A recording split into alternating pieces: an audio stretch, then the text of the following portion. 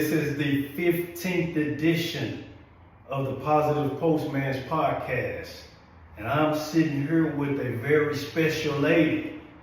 She is a mother, she's an educator, she's a principal, and she is the principal of Edward J. Briscoe Elementary School. This is the school that you always see me at Career Day, and Principal Burgess was gracious enough to join us in the podcast. And thank you. I want to say, first of all, thank you for being here. Thank you for having me. It is an honor to share the things that are happening right now in school buildings, so that people understand the work that is involved to get our students to getting the success and those outcomes that we all desire for our kids. So how long have you been in the education system? I have been in education for 25 years. I got my start in 2000 in California, special ed. Okay. And have just never left it. Okay. Special ed. Yes. Talk a little bit about that. Well, I started off as a criminal justice major. Okay.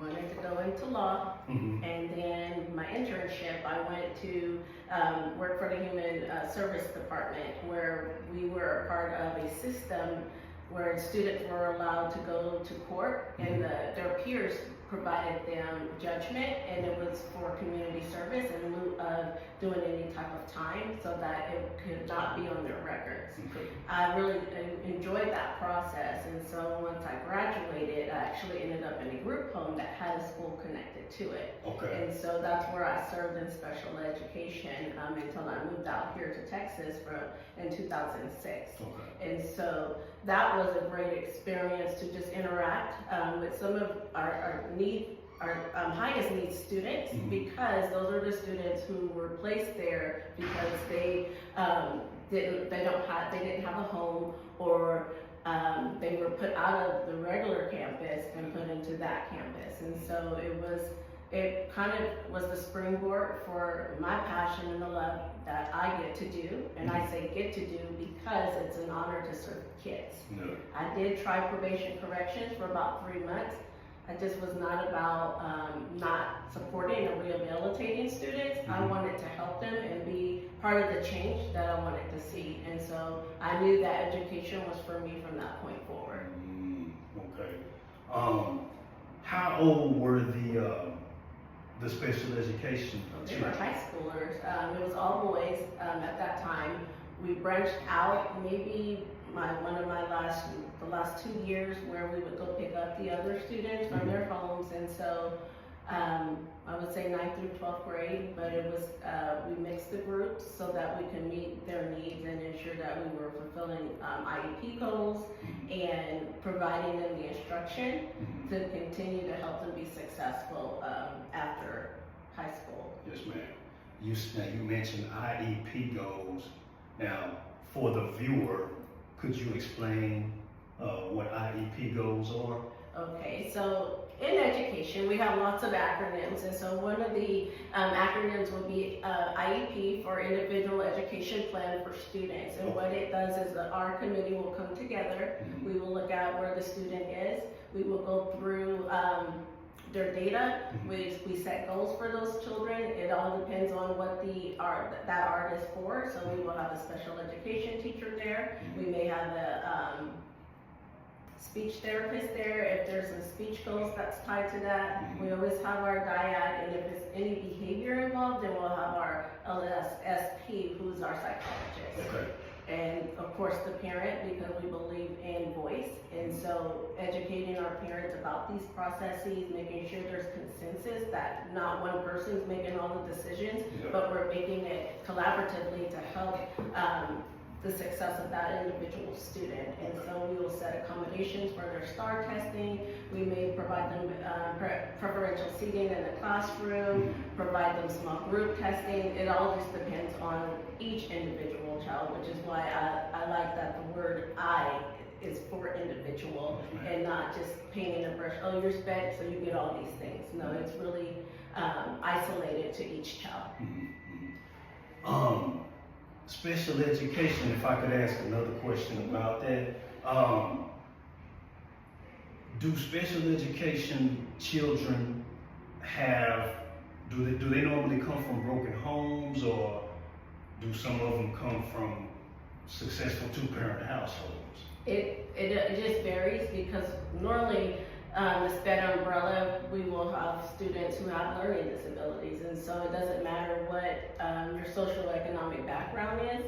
You can have dyslexia, which now falls under the SPED umbrella. You can have a learning disability where you have cognitive issues, and so special education is not what people normally think it could be. Now, and even the behaviors with those, now they call it emotionally disabled. So instead of it being emotionally disturbed, now it's an emotional disability. It's just something, and with those students, they're unable to regulate some of their impulses, and so we put plans in place. It's called a BIP. There goes another acronym, behavior, a behavior plan for that individual child. So I would say that SPED does not have an identification for a specific social class. Okay. Now you say that you dealt with high school special education children, and now you're the principal of elementary children. What, other than that age, what are some of the differences in dealing with high school children versus, elementary school children? That is a really good question, because kids are kids. When I jumped from early childhood into third grade, it's best practice, best practice. We still use centers with the students. We still, those high school students, we still follow their IEP plans.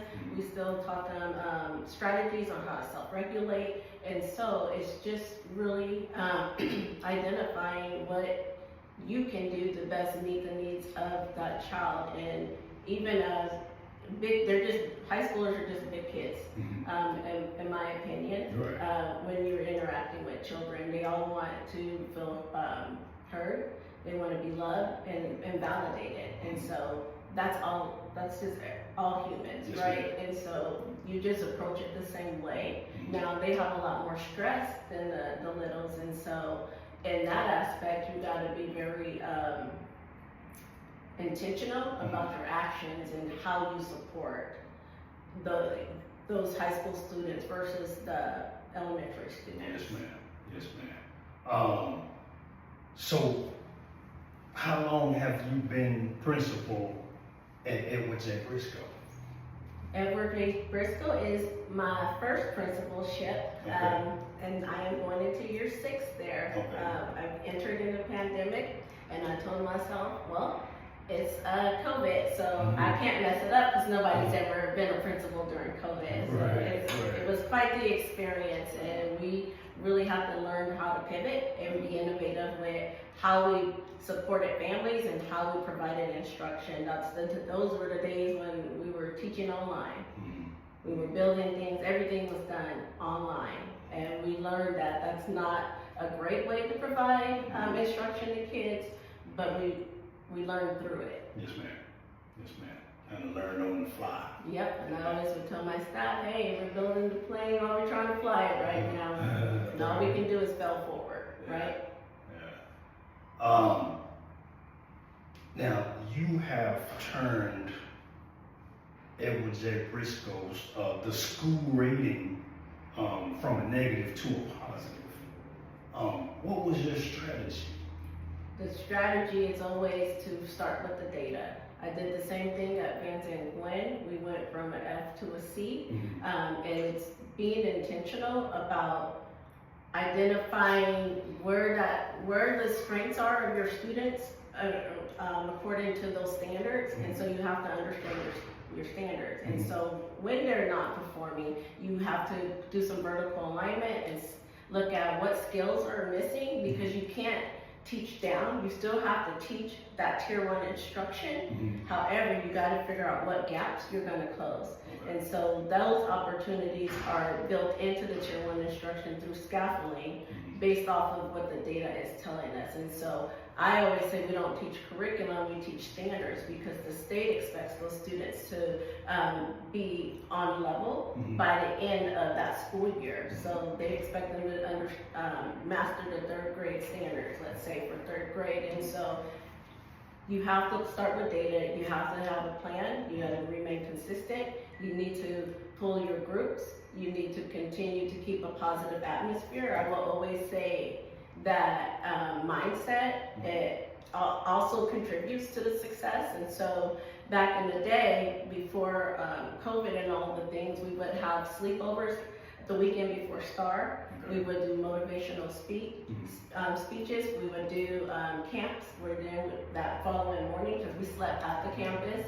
The following morning, we would wake up and get into our boot camp. It's called the STAR boot camp, and hit those specific standards and group the kids based off of their learning needs and be very targeted. You got to you got to progress monitor that data as well, so that you know when and how to turn that around. Because if that first teach or that teach was not effective, then you got to figure out a different way to teach it to that child so that they master it. It's not about just passing the test, but it's really acquiring the knowledge for that grade level and being successful and ready for that next grade level. Then we have them sign a commitment to say, I'm going to try my best. I never ask for perfection. We are all human, we all fall short. But I do ask that we try, that we apply the strategies that we know, and that we take our time. And so with those, I have found when you have the resources in place and that consistency, you can move any mountain. Okay. So you have taken 2 schools. I was a part of the work. I'm always a part of the work. Let's say that. Right. Well, one school you were the head, which yes, is and I was on the leadership team at the other one, but I never used the word I. It's, this is a collective effort. Right. And so it's we moved it. Yes, it takes one person to have that vision, and we all have to be on the same page with that vision, but we did it. The teachers did it, from the top to the children. Because the children still have to produce for us. Yes, ma'am. A collective body. Yes. Yes, yes. Can we talk about the school closings? Yeah, let's go for it. Now, with Edward J. Briscoe going from a negative to a positive as far as student achievement, why are they on the list for school closings? It has nothing to do with scores. It has nothing to do with any of that academia. It's all about the numbers. Edward J. Briscoe is a very tiny campus, and because of the budget cuts, because of some of the changes in legislation, we have to be innovative and creative with how we spend those monies, and now it's forcing the campuses to put those, consolidate, so that we can continue to have a district. And so yes, that reality, it hurts, because that's the only campus I've ever been a principal at. I love my community, and I would probably just stay there forever, because I get to show up there every day, I get to serve my kids every day and my community.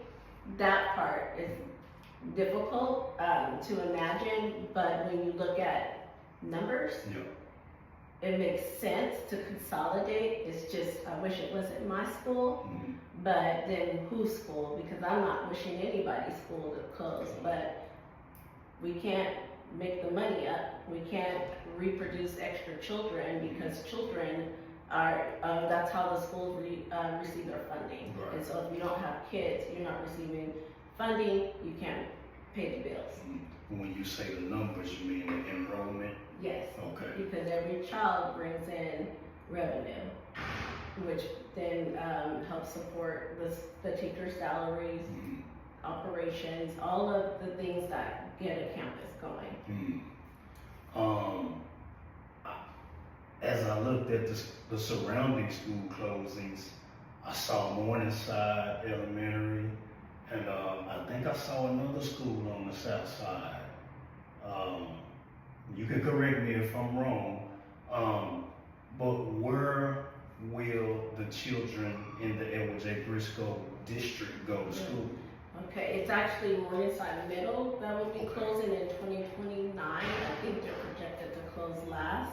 But Edward J. Briscoe students will go to Morningside Elementary, Carroll Peak, and then the top end of our boundaries, they will go to Van Zandt. Okay.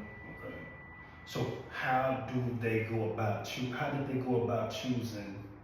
Carroll Peak? Just because those are the closest campuses to Edward J. Briscoe Elementary is Carroll Peak and Morningside. Morningside Elementary is the closest. Okay. And then Carroll Peak, then Van Zandt. So Morningside Elementary won't be closed? No. Okay. Okay. The kids will go over there, but because that campus may not be able to hold the capacity of Edward J. Briscoe Elementary, that's why the students are being diverted. And that's the part, it's like that, you lose that community, and now friends may not be at the same school, and they'll probably meet back up in middle school, because at some point they're going to combine William James and Morningside Middle. Okay. That's the projection. Okay. Nothing's final until it actually happens, but that's what the goal is, and so they'll end up in middle school together, but that education, that elementary experience, having that childhood friend, they may not have that. Right. Two-part question. What is the ideal number of children for a classroom, and what would be the number of children in the classrooms once the school closings take place, on average? The idea is 22-to-1. That is what our district policy says, and so that should remain the same. Anytime you go over that number, then you have to provide a compliance sub, because that means we would be out of compliance, or that teacher gets paid for those extra students. And so there shouldn't be overcrowding in the classrooms, because those teachers will still need to go to those buildings to continue to serve the kids. And so that part, that should not be an issue. That was the first direction that my mind went in when I saw it on the news, was overcrowding. Because I know when it's too many children in the classroom, it would be kind of harder to teach 30 versus 20. Very difficult, especially the littles. Like, that's one difference with high school. You can put 30 students in a classroom and the learning can still occur. But with the elementary students, it's very difficult unless your management is tight. But even then, the kids want to talk, they want to move around, and they can't go anywhere because you're all compacted in one little room. Yeah. So, is what's going on now a good idea? That's a difficult question to answer. From a financial standpoint, yes. But as the principal of my campus, I'm like, what else can be done for us to remain serving our kids? Okay. And so the district made the right decision. It's just very difficult to know that it's my campus. Yes, ma'am. Yes, ma'am. Okay, let's switch gears for a minute. And you were born in Riverside, California? Born in Lakewood, but I grew up in Riverside. Lakewood? Yes. What was Lakewood? It's kind of near Long Beach area. Okay. It's still in California, all Southern California. Okay, okay. When did you how old were you when you first got involved in education?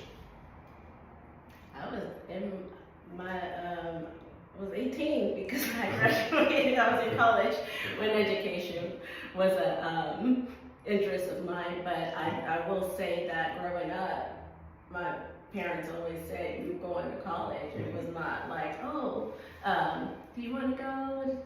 It's let's go drive. They took me on a tour. I was an Avid, so I got to go on an Avid tour. Then I went on another tour. That's how I was able to identify my school. I went to Cal State, California, Stanislaus, in Turlock, California, in Central Valley, little campus. I was able to complete my time there in 4 years because there's nothing to do.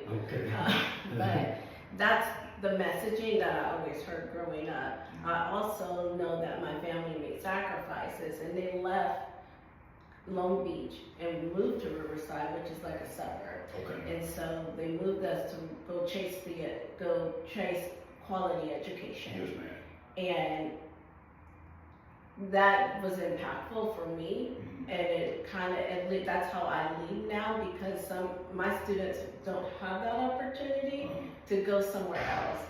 And my campus is where they're going to get that quality education. They don't have to leave the city to go get that quality education. I'm going to provide it because that's what's important. That's what was instilled in me growing up. That's all I ever knew, and that's all I ever heard. And so I am very grateful to my parents for setting that bar and maintaining that bar and not backing off of it.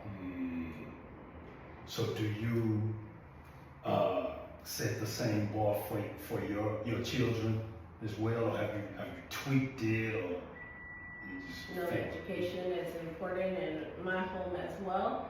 I try to be as involved as I can. Being their advocate, I have one in, she's going to be a junior in Texas State. The other one is going to Sam Houston. She graduated cum laude, so there's always been a high standard of putting school first, and they have chosen to keep that mindset and focus on school and not allowing a lot of the outside noise to distract them. And so I'm really proud of them for that, because that was their choice. Yes, I just told them they needed to go to college, but they are really being shaped to pursue their dreams. My youngest is going after my original first love in criminal justice, and then my oldest is doing business. Nobody went to education. I think they saw me over the years and was like, we're going to go this way. But that is something that's important. Yes, ma'am. I think that says a lot about who you are as a woman. It sounds like you have very upwardly mobile children who are headed somewhere. And so, would you say that drive came from your mother or your father or both parents? I would say both. They were really adamant about making sure we were in school, so it was rare that I missed a day, that our homework was done. I got in trouble if I left my homework. One time I got a whooping, and then I found it, and then I was told, well, you should have known where it was. So we received incentives for A's, and so the higher the grade, the more incentive we received. So it was important. And nothing like some money, is it? Yep. Look at all these A's. I had about maybe 20 children in the apartments on Roberts across Riverside that I would offer them $5 for every A. Wow. And it appeared to be working. And it's a motivator, that is for sure. Okay, let's get back into some of these questions. Just adding to that about my parents, I didn't even have my first job until I was in college, and that was just like extra money, but I didn't have to go to work because education was important to my family, and they continue to make those sacrifices. Yes, ma'am. Yes, ma'am. Yes, ma'am. That's wonderful. my household was probably the exact opposite. So I think that's awesome. And I try to be the opposite of how I grew up with my children. But yeah, I think that's awesome. Let's see what we got here. How can we, as a community, show up for the kids and help them? Or what more can we do? Or can the community do? So whenever someone asks, what do you need? Do you need this? Do you need that? I say I need someone who's going to be consistent, to partner with us, to sit with my children and let them read to you, or you read to them, become a pen pal. That's what matters, because they have so many people coming in and out of their lives that one consistent person makes a difference, to come and motivate them, check on them, because then they want to, like when you do come, they want to say, hey, I made some good choices, or hey, I got an A on that test we talked about. They'll have that dialogue, and it actually pushes them to think critically, because that is going to be a conversation versus receiving directives all of the time and being told what to do, and then they don't understand how to do it because we've just micromanaged the children. But when we have those authentic relationships with them, I find that they flourish and they thrive. And so that's what I look more for from the community. Okay. I need people to come help walk the kids down the hill. We walk them down to Riverside every day. I need people helping with my dismissal, because of the way that the dismissal process is, we lose a lot of staff because they're off, even during arrival. Opening doors. I need boots to the ground. Yes, ma'am. Yes, ma'am. Yes, ma'am. At career day, I met a young lady, a little girl, named China. Does that ring a bell? Yes. She was special. I could see something in her.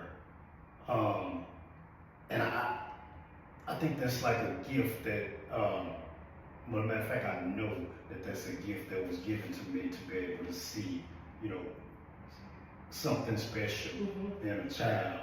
And I saw it in her. What do you suggest for her? Or do you suggest anything for her as far as, special interest programs, leadership programs, or, something that will bring out the best in her? What I suggest for her, because that's you're talking about the babies. Yeah. Yes, and so setting that strong foundation, she's doing it right now. That parent is involved, that baby is coming to school, and she's acquiring the knowledge she needs to apply. So as she goes through her education, we would continue to provide enrichment opportunities for her, so that she can continue to thrive and grow, and share with her things outside of the classroom. That's what it really is about, just being involved in the project-based learning. Our after-school program does a lot of great things that I would recommend that she would become involved in, so that she is, we try to meet the needs of the whole child, and that we can lift every area, their academics, along with the arts. Maybe we have kids who sing, we have a stump team, we have a dance team, chess, basketball. So finding her niche while still ensuring that she's on the right track to master grade level at each stage. Yes, ma'am. Yes, ma'am. You talked about an after-school program. What does that entail? It is, we serve 2nd through 5th grade. Sometimes we'll take siblings in 1st grade. That's what's like, just continue to cultivate that. And so they provide them dinner, then they break out and do enrichment. It's all about enriching. It's not tutoring. Yes, ma'am. It's enrichment, and so they have cooking, and they do STEM activities. They actually won first place in all of DFW this year for the recycling project. Yeah. They built this beautiful, beautiful, what is that, seahorse. Okay. Out of all recycled materials. Yes, ma'am. And so we're very competitive campus, and so we're used to doing things that are outside the box. And that's the children I serve. I'm like, all of my children are destined for greatness because of the experiences. We have them go out and they performed at Mayfest as well. And then they rocked it there too. And so not only are they intelligent, but they're talented. Yes, ma'am. Yes, ma'am. I see it when I'm up there. I'm amazed every time I go, and I have so much fun. I really do. Now, when I was in school, I'll be 52 next month. When I was in school, when a child got in trouble, we got pops, and we normally had a female vice principal for the girls that got out of line, and a male or coach for the men. Do you feel like that was necessary, or do you feel like it's necessary now? Not with the climate that we live in. I would say that it's not necessary. A lot of people want to keep their jobs, and so I'm just gonna keep it real. I'm not gonna touch somebody's child because I want to make sure that they know a different way. That's what happens at home, right? That's how we keep order at home. I got taught with rulers. I guess I turned out fine, but we try to take more of a positive, restorative approach with our kids when it comes to discipline now. I know that all I have to do now, and it's not because I'm the principal, it's because of the relationships I took time to build, is enter a space, give a look, give a signal. I don't have to yell, I don't have to put hands on, I just command the respect that I give them. And so there's mutual respect. Back in the day, it was, kids are seen, not heard, do as I say, and that's it. We are in a different climate where students are being provided that opportunity to have voice, and so I give my kids voice, and they know I'm always going to listen to them. Yes, ma'am. I'm going to hear the story, and then I'm going to ask them, what could you have changed? Because we can't change other people. What could you have changed in your behavior? And then I'm going to ask them, choose your consequence. And they'll choose. They'll be higher than me sometimes. I'm like, ooh, you tough. What do they know? What consequence do they normally choose? Well, sometimes if they break the code of conduct, unfortunately, I don't like having kids not at school because then they're not learning. True. But they'll choose, how many days you think? Okay, well, based on this, and we go over that code of conduct. I want them to be educated and understand that when you do this, this is a violation of that. Other consequences would be maybe they write an apology letter. Okay. But that's always, like if they did something wrong, I'm gonna have them apologize and say why. Don't just say I'm sorry, but why are you sorry? And how can you prevent it from happening the next time? Lunch detention, and they just sit out for that 30 minutes. They still get their lunch, but they're not with their friends. Well, you turn No, not a popular view. I mean, you turning schools from negative to positive. Well, your team and you are turning schools from negative to positive. So obviously, what you're doing is working. Yeah, so I try not to have to get even loud, and so we have this signal 0 level, so I can walk into a cafeteria. I normally do duty by myself because sometimes it's our adults, they talk. I'm like, shh, I'm trying to tell them to be quiet, and you're talking. So we just do our fist, and I I find leaders in that group, and I say, when you see me do this, help me out. And then I'll nod and be like, thank you. And then I'll acknowledge that they saw me and helped me regulate the group. Building leaders, right? Right. Sounds like a powerful woman. What is happening? Just go in there. Set your expectation, be consistent. But when they come in the cafeteria, I say, thank you for coming in at 0 level. Yeah. Thank you for standing Briscoe style. Thank you for following the rules. They say it's not how loud you speak, but what you say. Yeah. Yeah, you fit the mold for that. Are you worried about the future of public education? Yes. There's just been a lot of changes and things that I didn't think we would see. And so the impact is not worried for myself as an individual, it's the impact that it's going to have on students at the end of the day. I feel like what we're doing in our district is the right thing. We have the right person with a vision who's putting kids first. And sometimes, you gotta move some cheese, and it's uncomfortable, it's unpopular, but if it's what's best for kids, then that's the work we need to be doing. And I don't know if some of the decisions above us, outside of this district, is what's best for kids. And that's Devonna speaking from my personal viewpoint. Yes, ma'am. Yes, ma'am. Okay.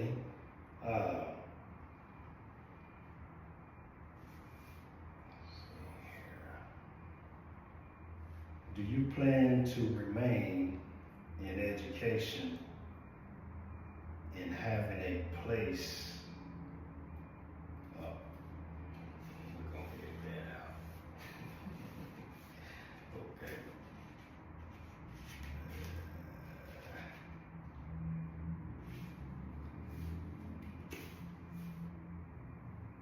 Okay. What role does education play in the community? It bridges the campus with the community. And so the parents and the community understand that we're there for students. And so that draws people in. Like, a lot of times I don't even have to go seek and ask. They want to come in and they want to be a part of the great things that are happening. And so when I didn't realize Read to Win was not happening on most campuses, it was still happening at my campus. And those are volunteers who come up and work with our kiddos. And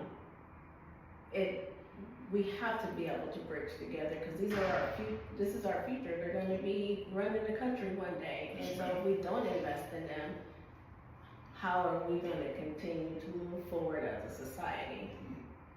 And so it's equal investment, equal partnership, and that's why we're always collaborating with the community. Actually, Kelly Allen Gray is coming out on August 9th to our campus. There's going to be immunizations, there's going to be a food bank, there's going to be mammograms. It's going to be a community event, so that it's not just isolated to Briscoe, but now I'm going to share that with our pyramids, our pyramid schools, and invite the surrounding community to be a part of that, because that's how we're going to grow. We're going to grow collectively and collaboratively. And so I always appreciate those partnerships. Every year she has been consistent with providing us backpacks filled with school supplies for each student in the entire building. That's what community and education means to me, is they're helping us be successful. When we have some difficulty acquiring the resources needed, the community is there to supplement that for us. Who is Kelly Allen Gray? She's a former councilwoman. She's worked with the AIDS outreach. She's just an advocate, a wonderful woman with a heart for kids. I forgot the other thing she did. She asked me, what do you need? And normally I do give my response, oh, we just need people, but I said, I need food for my kids for a Saturday camp. She got a top chef and they delivered hot meals to my students for those Saturday camps that we had. She must be a pretty awesome woman. She is an awesome woman. I've known her since the Harambe festivals. Okay, on the south side. On the south side. Yeah. She's boots to the ground. She's about the work. She's a part of the work that we're doing. And I just love how she embraces our campus and whatever I've asked for. It's never been an issue. She finds the resource to provide for the campus. That's what community means to education. So you said she was the former city council? Yes. Okay. So is she the only politician or ex-politician that is involved with Jay Briscoe? I would say in politics, yes, but I have the Lockheed Foundation, Mr. Johnson, Jerome Johnson, help. We have partnered with Hope Farm, and our board member actually is very active on our campus. The families know him, the kids know him. Presetto is a huge supporter of ours. They provide us help with incentives for our reading program in our campus. We just are embraced by the community as a whole. And so there are multiple resources that we get to collaborate with and benefit from. And we try to give back when we can. And so every Thanksgiving or in November, we'll do a Thanksgiving luncheon and invite all of our partners who have supported us. This is a way to say thank you. And then we do have the partner and volunteer event where we invite them back again just to say thank you for what you do and being a part of the work, because it does take a village. It sounds like and then we have the postman coming for career day. And coming to read to our students for Read for America. You just came in one day and was like, how can I help? I was like, we're gonna put you to work. Don't say how can you help. Come and read to these kids. You work with them on different skills. Mr. Johnson, he actually had a mentorship program. We have 2 police officers that come and they do a Seeds of Change program with some of our boys who need that male role model. And so I would just say we've been very blessed. And you know, for the record, I'm a phone call away. But it sounds like you emotionally tied. Absolutely. So after, when will the school actually close the door? It's projected currently at for June 2026. Okay. So that's difficult to know. And so my thing is this, and the messaging that I've shared with my campus is, the doors may close, but the spirit of Briscoe will never close. And that we're gonna make this a great year, and we're gonna continue to stay encouraged. And so our theme this year is Briscoe Strong. We have our shirts, our little eagle pumping it up. We're gonna have superheroes, and we're really gonna turn that word strong into our core values. I'm receiving feedback from the staff currently through a Google form, and we'll do a training, and that will develop our core values for this last year. Yes, ma'am. We're gonna stay focused on the work and continue to do what's best for kids. Have you looked ahead after 2026? Have you started to look ahead? Have you made plans, or what's next? No, I am just focused on the work right now. I may go to another campus, I don't know, or I may go back into curriculum and instruction to help support the work there. Wherever I do, I know it's going to be helping kids. Is there does the Forward ISD look at successful models and kind of reach out to principals who they deem successful for other jobs? Or do you just apply? Well, everything is an application process, but you can get some who encourage you. That's how I fell into the principalship. I was working as a pre-K3, pre-K4 teacher, and Dr. Ren Hill, the director of early childhood, said, I think you need to come join my team. I only have been in Texas for 1 year. Yeah, 1 year I was in Texas, and I said, okay. So I went from that role into the early childhood department. I integrated the pre-K curriculum. I provided professional development for all of the pre-K teachers. It was so much fun to interact with them, and then I provided supports. She said, now, Devonna, you're going to need to go get your administration certification. And I was like, what? No, I enjoyed this. She said, you can't stay here forever. And I'm like, okay. So I went and did it, and then in order for me to, because I was just going to get it and stay where I was, but in order for me to actually use it, I needed 2 more years in Texas, because when I switched over, too much red tape, I had to just start over. I went back, and that's where I landed at Van St. Gwen and got my 2 years, and she told me to come back, but I never went back. I just fell in love with having those day-to-day encounters with students and seeing the fruit, because in curriculum, you're writing it, you're watching the scores, but you're not a part of like the celebration. Right. And so when you're on a campus, you get to see the progress students are making from day to day, and the impact that you're making. And so from there, I was a Title I teacher. Now, Title I, explain to the viewer what a Title I teacher is. So a Title I teacher is a teacher that is bought with Title I funds. You have to have a certain amount of economically disadvantaged students in order to even qualify as a Title I school. And so you get a menu and you shop for what's needed for your campus. And so that is coming from CIP, Campus Improvement Plan, another acronym. You write your CIP, you look at your data, and then you determine what are we going to need to be successful for the following school year. And so that position was purchased.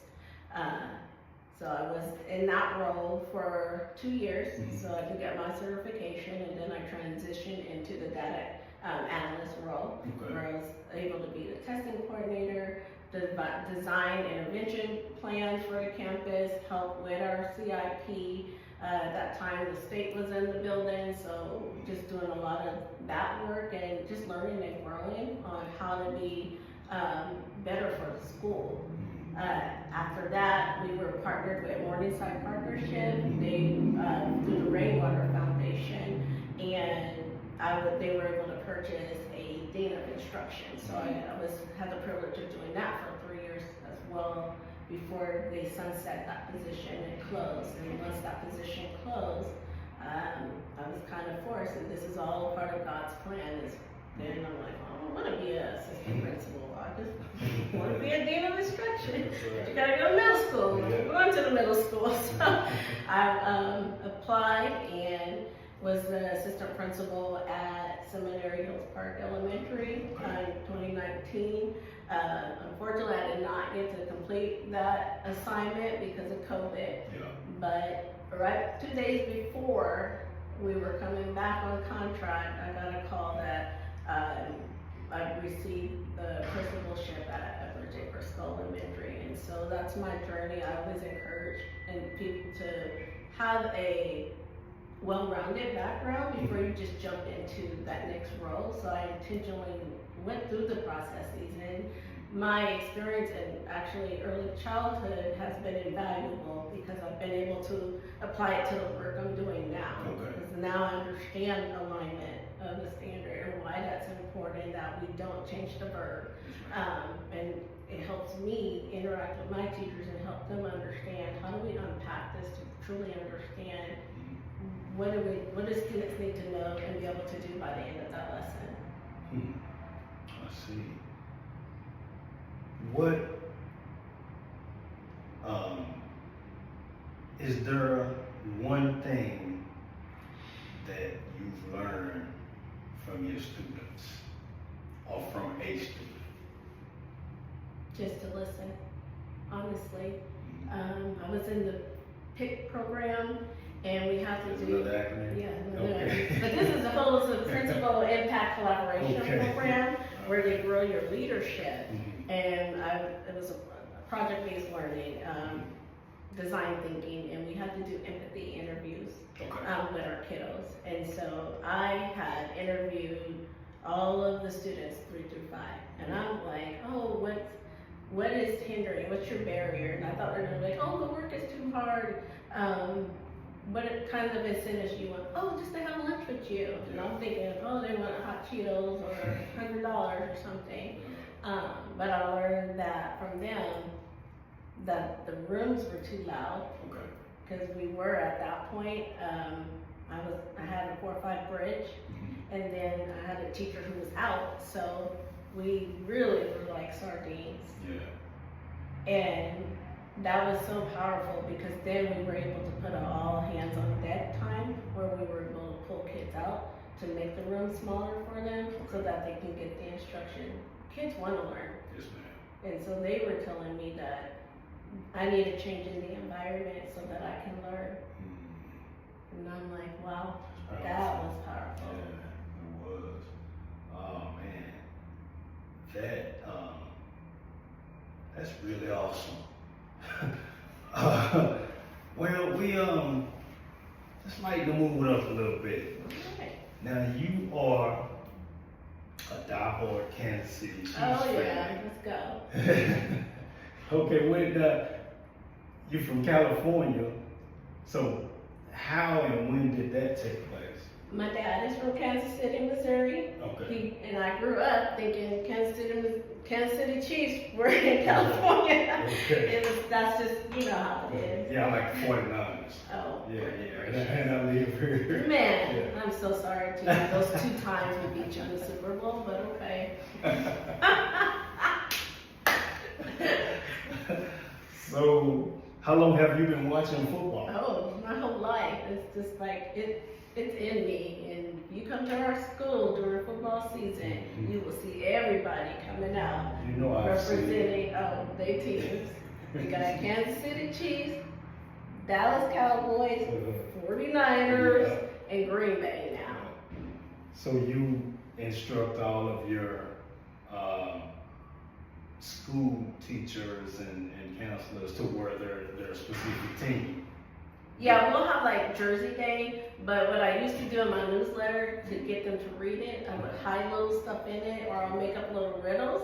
And if they read it, then they could wear jeans. It was just the Cowboys, but the Cowboys kept losing. So they're like, Ms. Burgess, can we go with the Chiefs, please, so we can wear the jeans? Because I would say if the Cowboys win, they can wear jeans.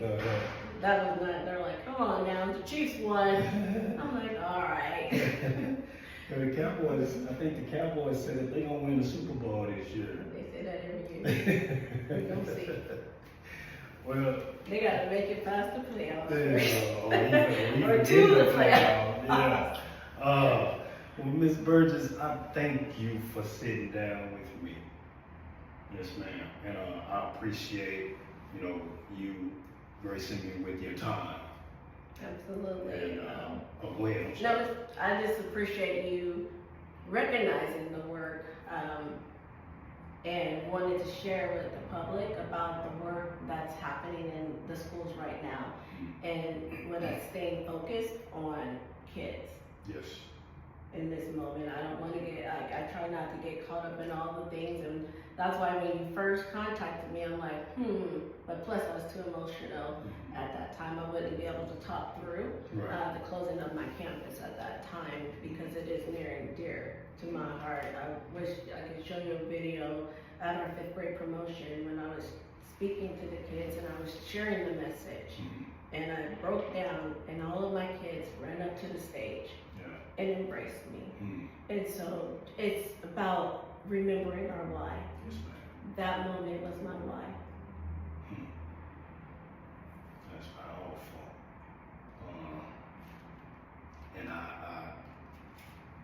looks to me like you're walking in your purpose. It is a calling for sure. Yeah. So keep walking, sister. Thank you. Keep walking. That concludes this edition of the Positive Postman's podcast with Edward J. Briscoe Elementary School's principal, Mr. Devonna Burgess. Thank you again. All right, thank you. And if you want to become a volunteer, sign up on Volley and come help us out by reading to kids or working with them on math problems, anything. We would appreciate it. Yes, I would too. Positive vibes. Peace.